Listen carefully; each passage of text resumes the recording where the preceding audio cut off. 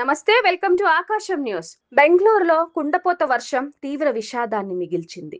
భారీ వర్షాలు, బలమైన గాలులు కారణంగా ఓ ఆస్పత్రి ప్రహారీ గోడ కూలిపడింది. ఈ ప్రమాదంలో 3 చిన్నారులతో సహా మొత్తం 7 మృతి చెందారు. పోలీసుల కథనం ప్రకారం గోడ పక్కన నిలుచున్న వారిపై అకస్మాత్తుగా ప్రహారీ గోడ కూలడంతో ఈ దుర్ఘటన చోటు చేసుకుంది. మృతుల్లో చిరు వ్యాపారులు కూడా ఉన్నట్లు సమాచారం.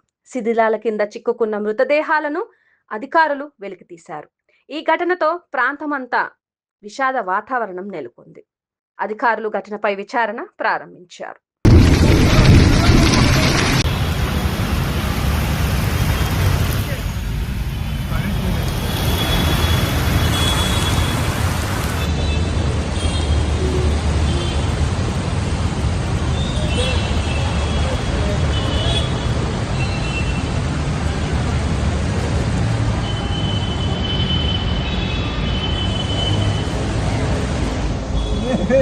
ಬೆಂಗಳೂರಿನಲ್ಲಿ ವಾಟರ್ ರೈಡ್ ಬಂದಿದ್ದೀವಿ.